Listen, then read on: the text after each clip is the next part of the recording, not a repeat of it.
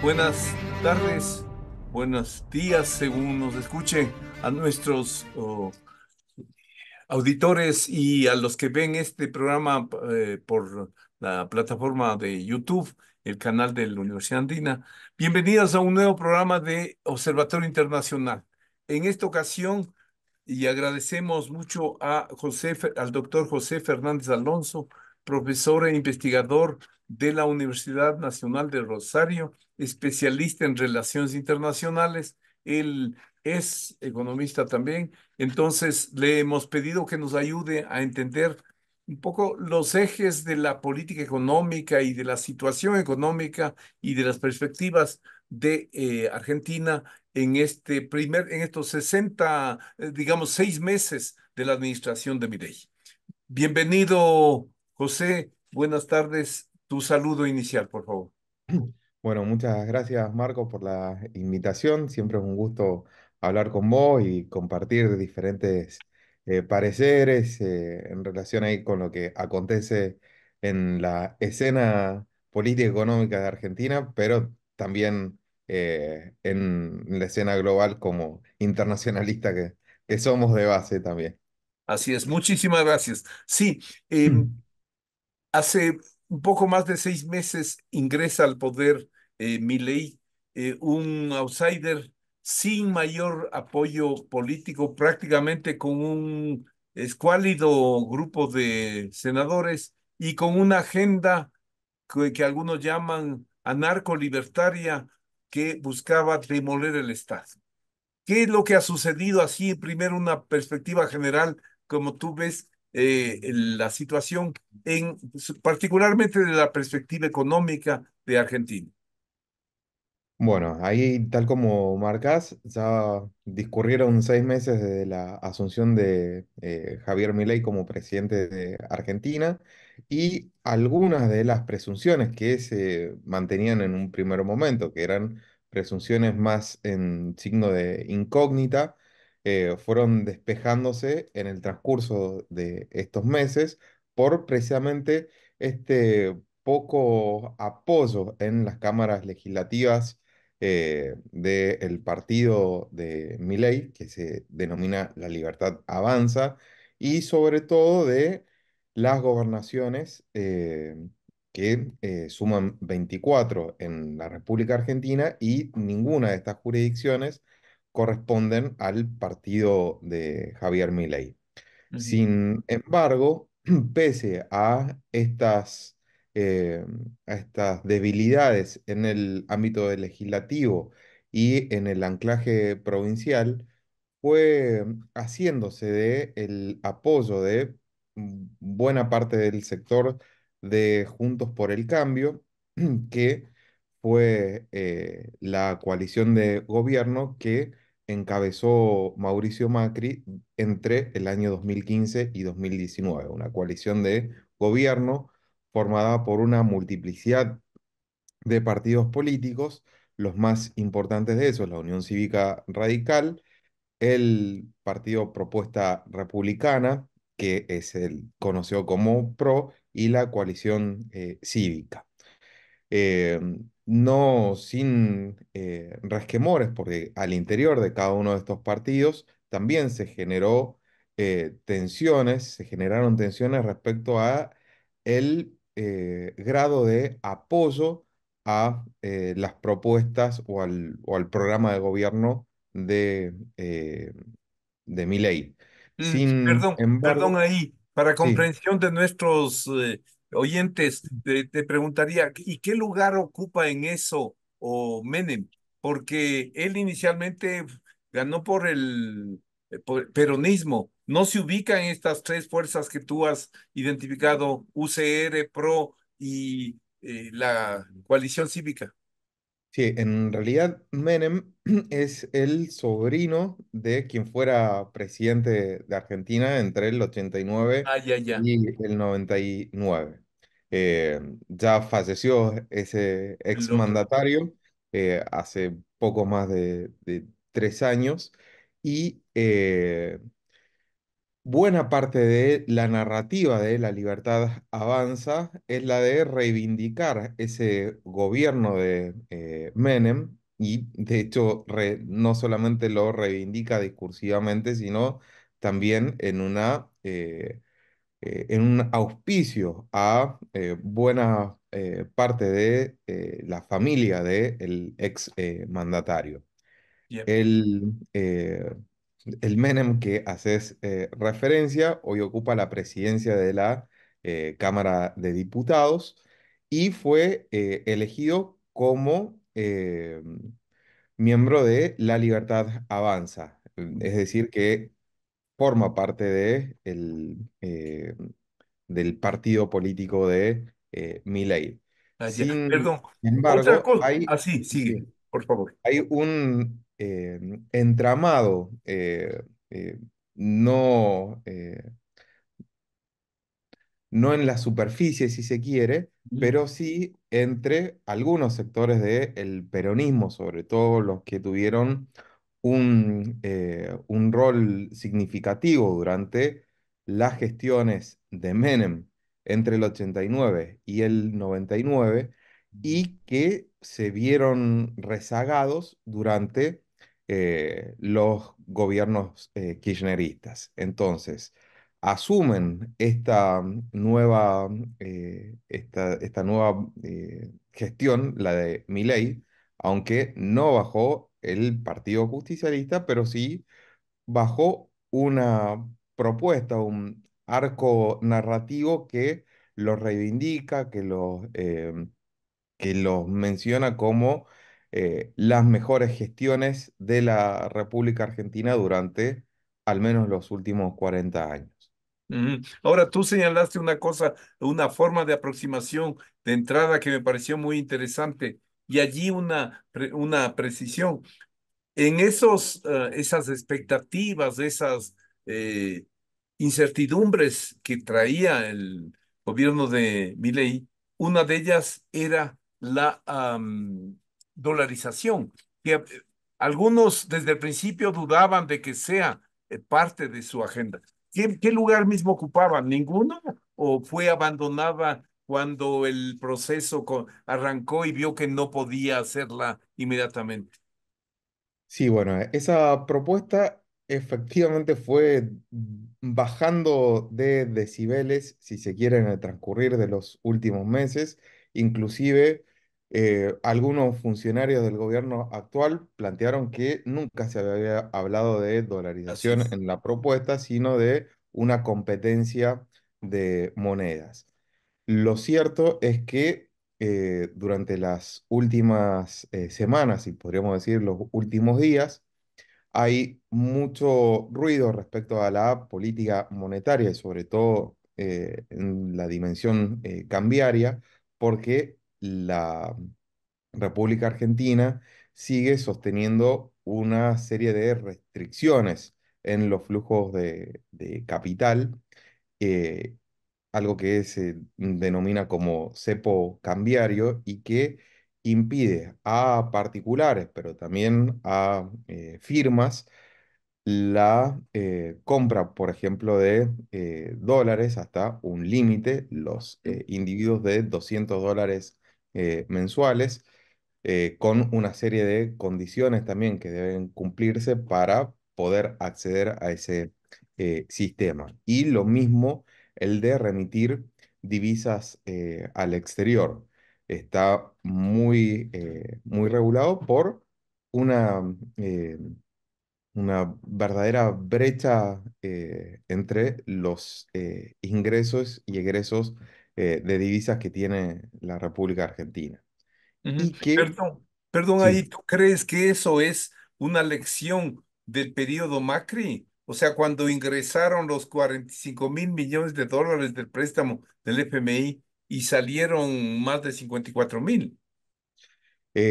sí, en realidad estas disposiciones habían sido interpuestas en un primer momento desde el 2009 hasta el 2016 Ujú. que estuvieron estas restricciones, fueron crecientemente más importantes en el transcurso de ese periodo.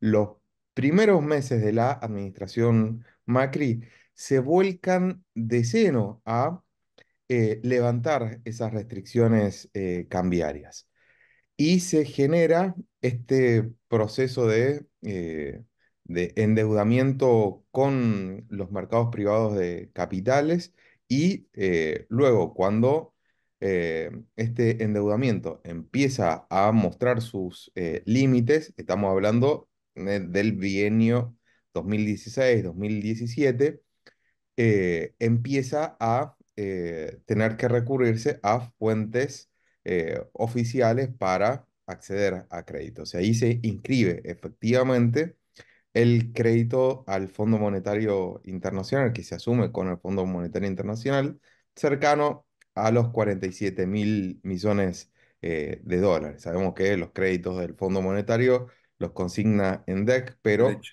a la postre pueden ser eh, cuantificados en dólares. Y esa fue la suma aproximadamente que se da, que resulta en los primeros momentos capear la crisis cambiaria que afectaba a Argentina y a otros países emergentes. Tenemos que recordar que se trataba de también la crisis turca en su máxima expresión y luego de no poder contener la salida de capitales con lo que eso conllevaba a la depreciación de, el peso, se interponen en los últimos meses de la administración Macri este cepo cambiario nuevamente, del cual no pudo salirse nunca más. Ujú. Y bueno, la jornada del día de hoy es muy particular porque el viernes pasado se hizo una conferencia de prensa entre el ministro de Economía y el presidente del Banco Central de la República Argentina planteando una serie de definiciones en términos monetarios, la de restringir aún más la emisión, pero sin dar precisiones de cuándo va a darse una salida definitiva, un cierre definitivo de este cepo, estas restricciones cambiarias. Lo Perdón, cual entonces, esa es una promesa de Milei. Él quiere eliminar completamente esas restricciones. Eh, sí, es que de hecho no podría implementarse nunca una dolarización con un cepo en forma concurrente. Ujú, Y hay muchas inquietudes respecto a cómo puede levantarse esas restricciones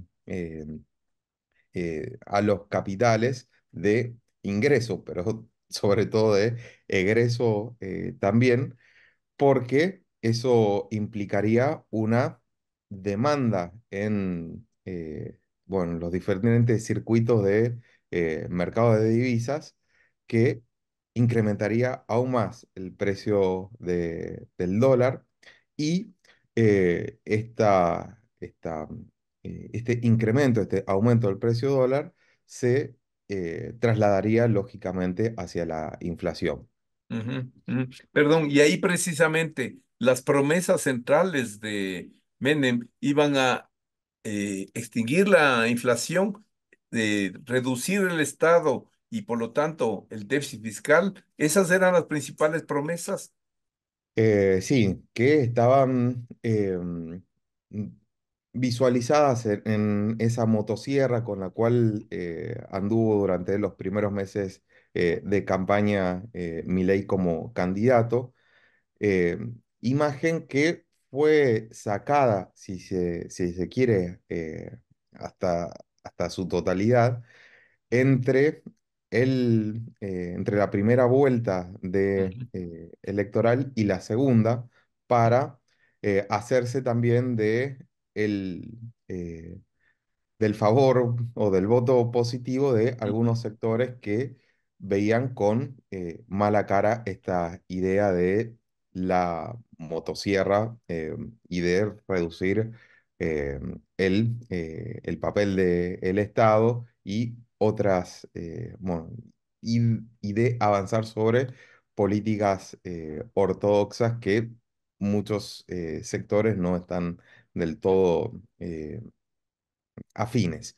Sin embargo, ya en el gobierno, Milei llevó adelante un proceso de reestructuración del Estado con una ola de despidos muy significativa, sobre todo en un primer contexto o un primer anillo, si se permite, de despidos conformados por aquellos empleados públicos que estaban bajo un régimen precario de contratos temporales, pero que con una nueva normativa que se sancionó la semana pasada, denominada Ley Bases, se estima que va a poder avanzarse en una reestructuración mucho más significativa, porque esta ley bases le permite, por una parte, la privatización de muchas empresas públicas, y por otra parte, le otorga las herramientas legales al Poder Ejecutivo Nacional para avanzar en una serie de reestructuración de muchos organismos nacionales, lo cual les habilitaría la posibilidad de dejar sin una prestación específica a miles de empleados públicos. Ujú. Y una cuestión que te rogaría nos ayudas a entender es, o sea, ha habido dos grandes cuerpos de leyes, este bases que tú acabas de decir que es el Ujú. último y uno anterior. Son leyes que abarcan una enorme cantidad de temas y de objetivos, y digamos, y de aspectos, pero que pueden resumirse básicamente en una austeridad y una restricción total del Estado. ¿O qué Eh, más contienen? Sí, exactamente. Esta ley bases que terminó aprobándose la semana pasada tuvo un primer recorrido truncado en los primeros Ah, meses de la administración, que era un proyecto de ley que contenía muchas más reformas. Era un paquete eh, de leyes, o en realidad una ley sola que contenía una pluralidad de artículos que buscaba redefinir muchas cuestiones de la relación de el Estado argentino con la sociedad o el mercado, si se quiere, hablando en términos beberianos. ujú, Y luego de esta primera experiencia truncada, porque se aprobó en un primer momento en general, es decir, que se aprobó el proyecto en general en la Cámara de Diputados, pero al momento de debatirse artículo por artículo, comenzaron a votarse en forma negativa algunos artículos que se concebían como eh, esenciales. Entre esos lo de las facultades delegadas que le otorga al Poder Ejecutivo Nacional estas facultades extraordinarias delegadas para que lleve adelante este proceso de reestructuración del Estado. ujú, Esta, con este fracaso inicial y esta curva de aprendizaje que tiene esta gestión, se descomprime ese proyecto de ley original y se reduce a poco menos de la mitad del número de artículos a aprobar y pasa positivamente el, eh, el tratamiento de este proyecto de ley en Cámara de Diputados, en Cámara de Senadores.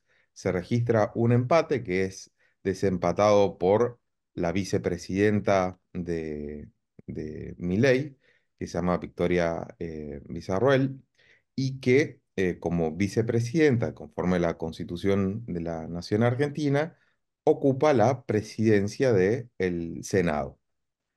Y bueno, luego de aprobarse en definitiva este proyecto de ley en Senados, vuelve a la Cámara de Diputados la semana pasada y finalmente se aprueba este Ujú. gran Ahí, paquete perdón, de leyes. perdón, hay Sí, una, para entender bien, porque en ese proceso ha sufrido una transformación importante la propuesta inicial del gobierno, o no tan relevante.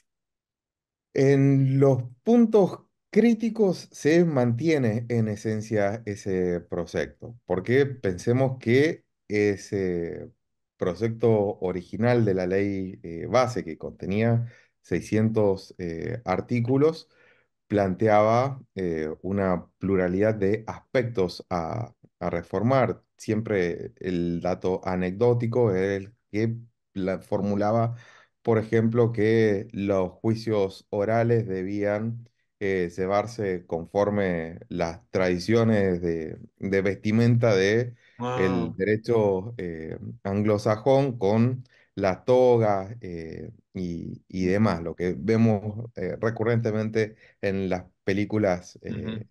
de, de Estados Unidos o del Reino Unido. Medio Eh, anacrónico, pero así quería.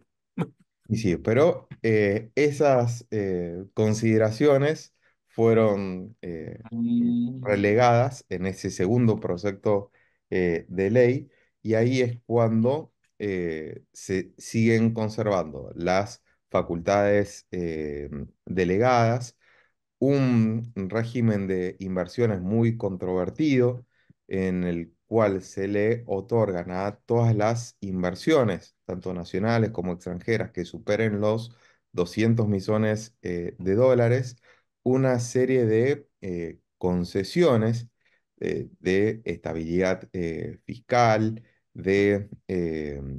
y de reaseguro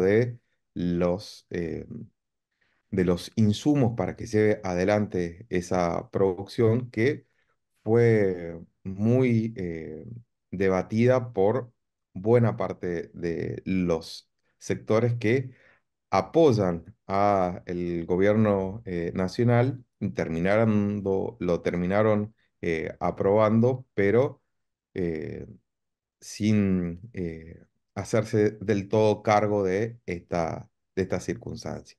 ujú. Hay una cuestión, o sea, el tema, por ejemplo, reducción del tamaño del Estado, eso ha pasado, o en su gran mayoría, el tema privatizaciones me interesa en particular.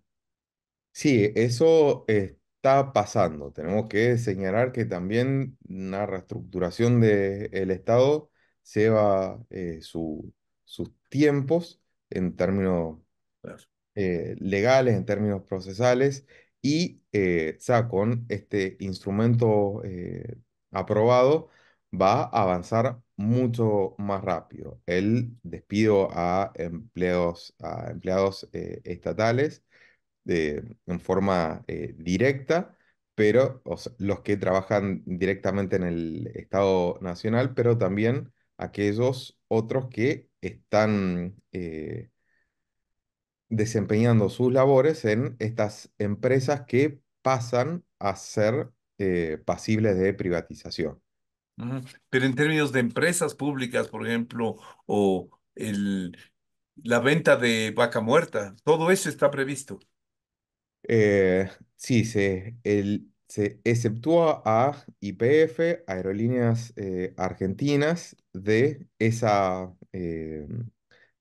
privatización. Estaban incluidas en un primer momento en esa primera ley, pero se señaló por parte de algunos funcionarios nacionales que va a insistirse en otros proyectos para que estas empresas que fueron eh, relegadas en su privatización, en el tratamiento de esta normativa en particular, puedan ser sometidas a una privatización en los próximos meses o años.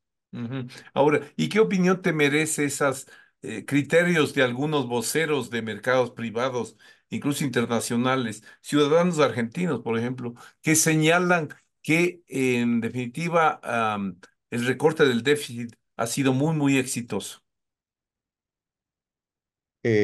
Sí, efectivamente se muestran durante los últimos años, durante los últimos meses, perdón, un superávit que puede cuestionarse en algunos meses porque se hizo a expensas de el no pago a los importadores. eh, o el de conceder bonos en lugar de sufragar al contado una deuda del Estado Nacional con las empresas que distribuyen y suministran energía eléctrica, o muchos plantean se trata de un déficit, un superávit a expensas de del ajuste en términos reales de las pensiones y jubilaciones y de los sueldos de los empleados públicos. Pero es un dato que es cierto, hay un superávit muy reducido, es verdad, y se plantean en todo caso las posibilidades de sostener un superávit de estas características en el transcurso del tiempo, porque también empiezan a correr los tiempos políticos, además de los tiempos económicos. Y sostener un programa de gobierno en base eh, a ajuste a buena parte de la población, a buena parte de los votantes, mm, es un programa político bastante audaz en todo caso. Sí, pero ahí, y gracias por lo que acabas de señalar, porque eso me lleva a pedirte, por favor, una aclaración. O sea, por ejemplo, si una provincia, la gobernación de una provincia puede o no acceder con el aval del Estado a un endeudamiento, por ejemplo, con un multilateral, con el BID o con el- lo que era la CAF. Ujú. ¿Eso es posible o no? ¿O está Sí, restringido por...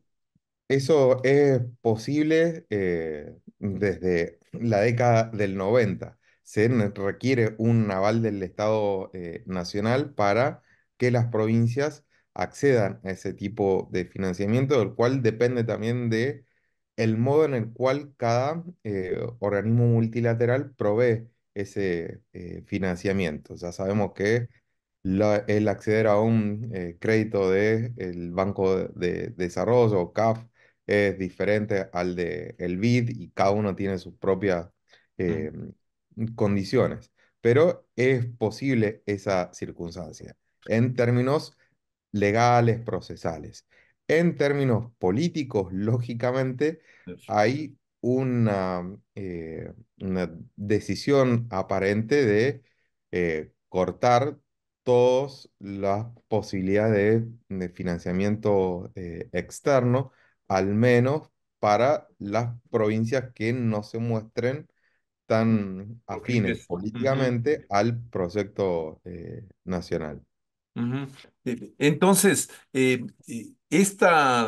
este logro de aprobar la ley bases demuestra una amplia capacidad de negociación y de manejo político básicamente de la hermana de Milei. ¿Cómo ves tú eso?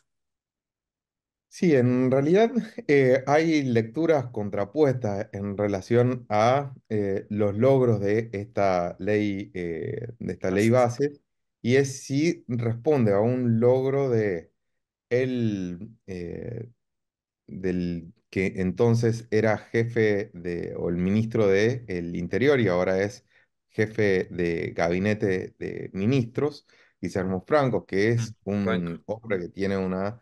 eh, un manejo de la política mucho más ancestral, si se quiere, que Mm, la del presidente y su hermana, inclusive la de Menem al frente de la Cámara de Diputados, o si se trata de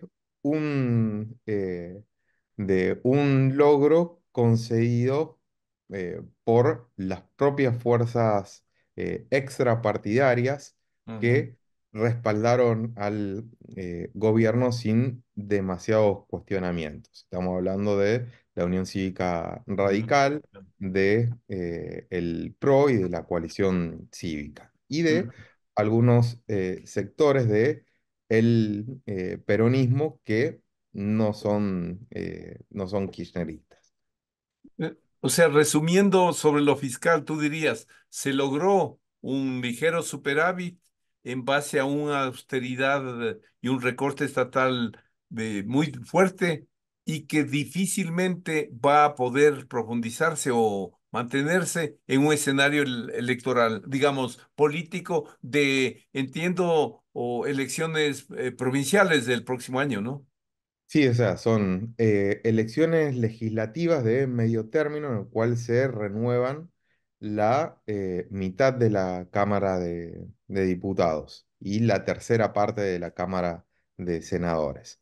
Mm, Y esta elección no es menor porque si se consigue mayor número de diputados y senadores por parte de la Libertad Avanza, el partido de Milei, vamos a encontrarnos con un poder ejecutivo que no tiene tanta necesidad de resignar sus proyectos legislativos o de llevar adelante grandes acuerdos con otros bloques.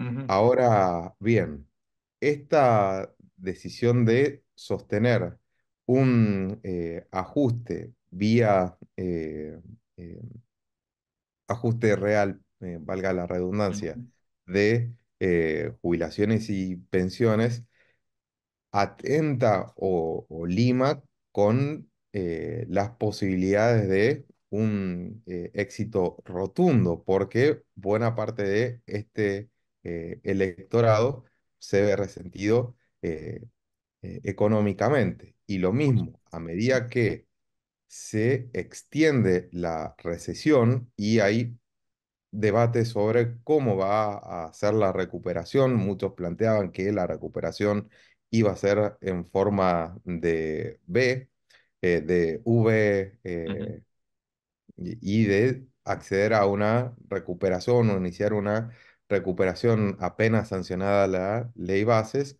Otros están planteando que en realidad hay que esperar por el tiempo en el cual se inicie la recuperación y en todo caso estamos frente a una L ujú, que todavía no conocemos cuándo va a darse esa ujú, ujú. recuperación. Ahora, otros dos frentes que se han señalado, o de voceros del mercado sobre todo, es de que la reducción de la inflación y el apoyo, el lograr el apoyo del FMI son dos éxitos muy importantes del actual gobierno. ¿Qué dirías tú? Sí, bueno, en relación ahí con esto último, el apoyo del FMI, tenemos que decir que hay algunas tensiones o micro tensiones entre el gobierno nacional y el FMI, sobre todo con algunos funcionarios encargados de las negociaciones, algo que no es propio de este gobierno, sino que atraviesa a cada gobierno que tiene que Ujú, eh, llevar adelante una negociación con el FMI, más allá de las afinidades ortodoxas que pueda existir entre los gobiernos y el FMI. Siempre hay algún punto de tensión. ujú, Y de momento, el respaldo del FMI a la República Argentina es un respaldo mediado, no del todo contundente, no deja el FMI en cada uno de los anuncios de poner el acento en la necesidad de que el ajuste eh, sea atento a los menos favorecidos en el marco de la sociedad argentina, algo que eh, viene declamando Así es. discursivamente desde hace mucho tiempo, pero en todo caso, lo llamativo de esta circunstancia es que eh, pone más acento en lo declamativo respecto a que el ajuste no recaiga tan excesivamente en los sectores más vulnerables de la población. Ujú, Pero siempre está esta discusión de cuánto de discursivo y cuánto de real eh, es- son las declaraciones del Fondo Monetario Internacional.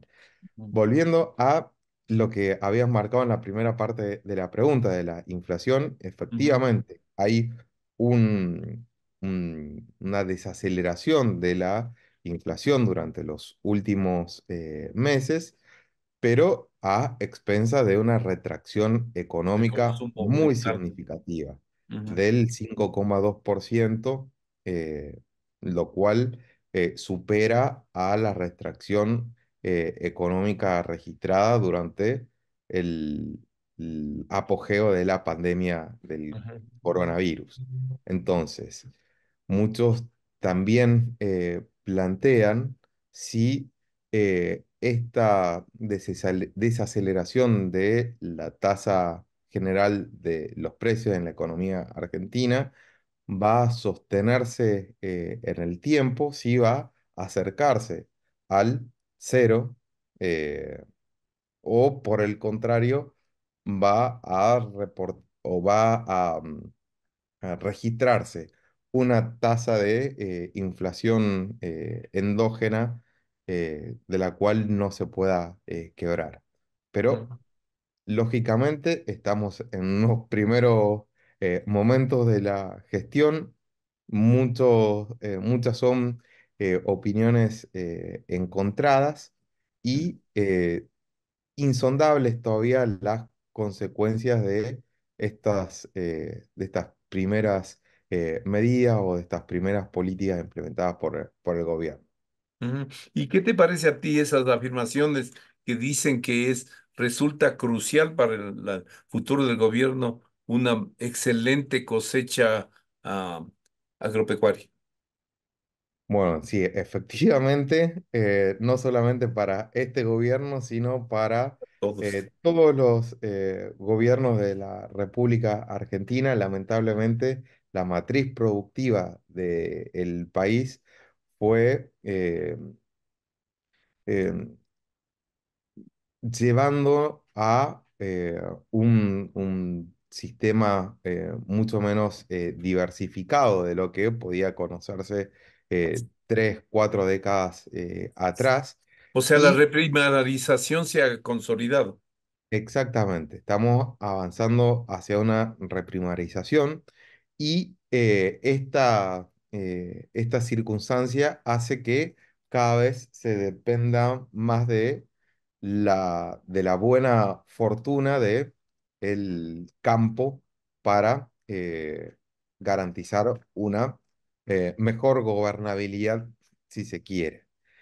El año pasado hubo un cambio, si se quiere, en el direccionamiento de lo que venía sucediendo en las cosechas después de 3 largos años de sequía. Con la niña volvió a recuperarse la producción, no tanto como se esperaba originalmente, pero los, eh, los índices de toneladas de soja, de trigo y de maíz se incrementaron en relación con el año anterior.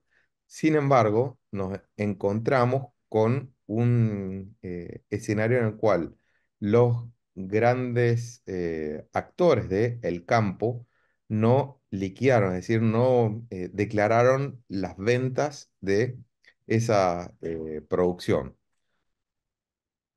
Y esto por lo que hablamos en los primeros minutos de la charla, estas restricciones cambiarias, ya que Ah, deben vender las cosechas con un dólar oficial, al cual también se le computan unos impuestos extraordinarios que se vienen imponiéndose desde los primeros años del 2000, que se denominan retenciones, aranceles a las exportaciones en términos técnicos, y que eh, esta, esta circunstancia eh, hace que los grandes actores de, el campo retengan esas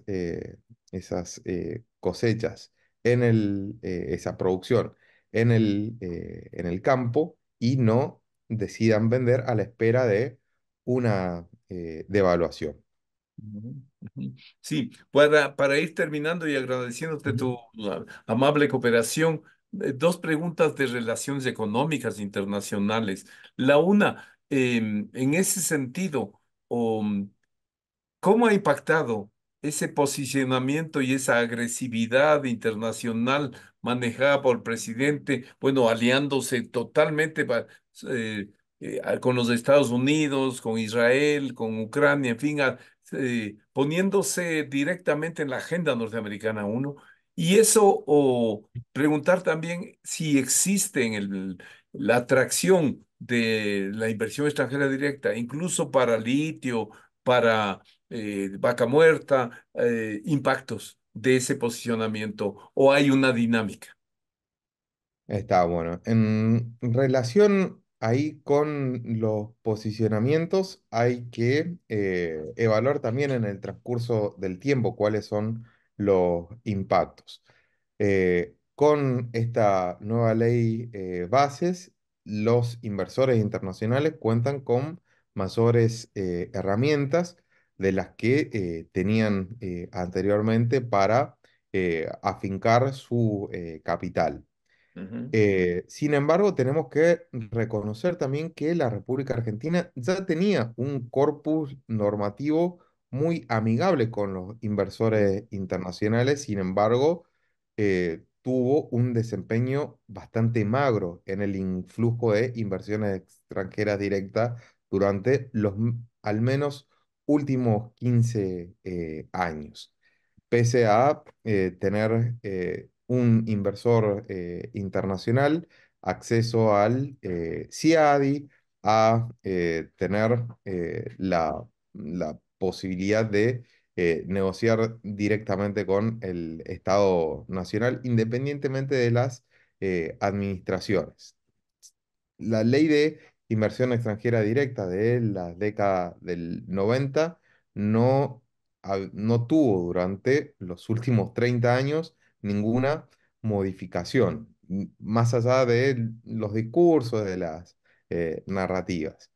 Eh, pero esta circunstancia de un régimen normativo muy amigable con las inversiones extranjeras directas, pero al mismo tiempo restricciones económicas paralelas como la también. del cepo cambiario, impiden también, al entender de los inversores extranjeros, que se tenga un panorama positivo de la economía eh, nacional, porque por una parte, es verdad, se habilitan todos los espacios para ventilar las disputas Estado-inversor extranjero, se proveen facilidades para acceder a los insumos involucrados en su cotidianidad a los inversores extranjeros directos después de esta sanción de la ley bases, pero continúa estas dificultades para remitir capital desde Argentina hacia el exterior. Ujú. Entonces, Esta convivencia de la flexibilidad normativa, pero la rigidez cambiaria, perdura pese a las diferentes orientaciones político-económicas que tuvieron las últimas administraciones nacionales. Vamos a ver en los próximos meses o en los próximos años si termina de desmantelarse este régimen de restricciones cambiarias o continúan y continúa una circunstancia de llegada muy débil de inversión extranjera directa, más allá de las innovaciones institucionales amigables al capital extranjero. Ujú. Ahora, entonces, para concluir, no, Argentina va a requerir mayor endeudamiento. Las acciones, esta aprobación de leyes, las posiciones internacionales, todo de mi ley ha llevado a un bajísimo índice de riesgo país, pero que parece insuficiente. Entonces, ¿la única salida va a ser por el endeudamiento?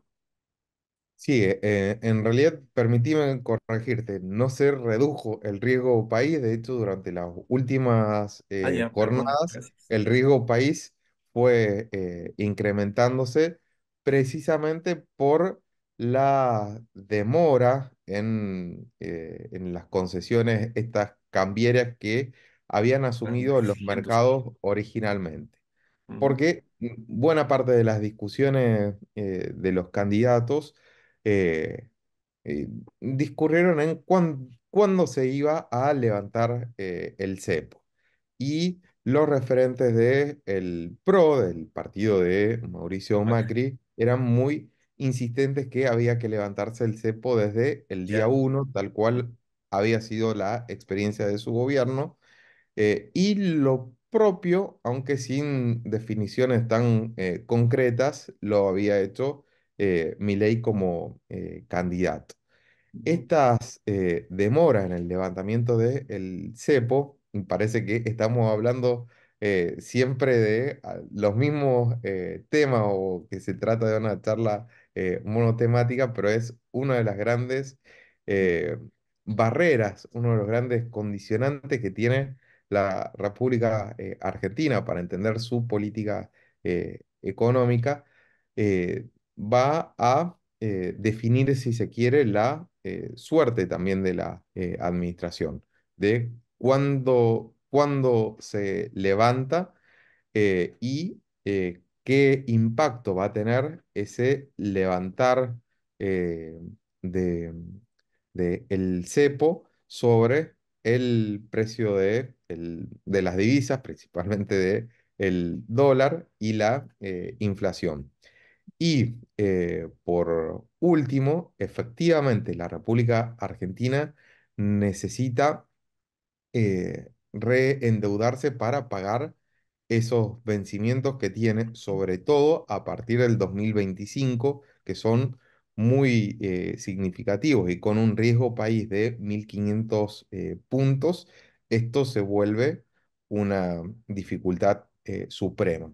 Por lo tanto, son muchos los desafíos en términos económicos y muchos los desafíos en términos políticos que tiene la administración actual.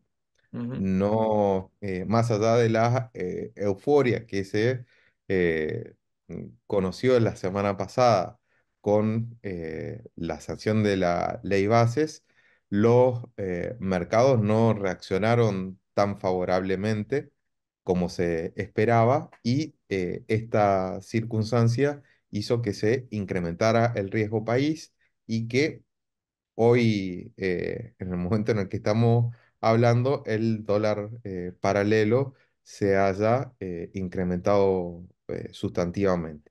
Ujú.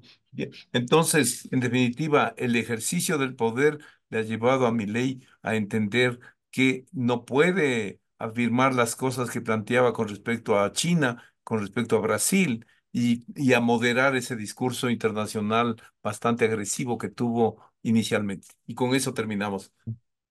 Sí, efectivamente, hay algunos discursos que bajó el nivel Decibeles. Ujú, de confrontación, aunque en algunos casos sin resignarlos de el todo.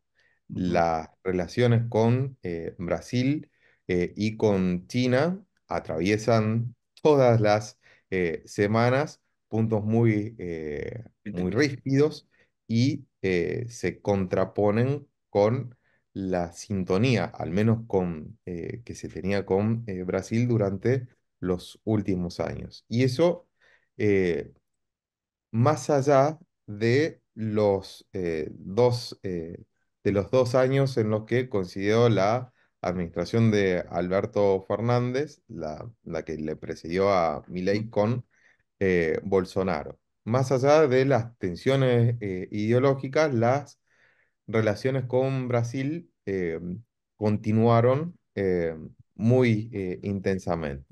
Estos choques constantes entre estos dos países y entre los mandatarios de estos dos países de forma tan frecuente e intensa dan lugar a entender que eh, queda en el recuerdo esa sintonía entre estas dos economías, entre estos dos países del Cono Sur. Muy bien, muchísimas gracias al doctor José Fernández Alonso, docente de la Universidad Nacional de Rosario en su Escuela de Relaciones Internacionales. Muchas gracias por ayudarnos con estos elementos. Hasta una próxima oportunidad.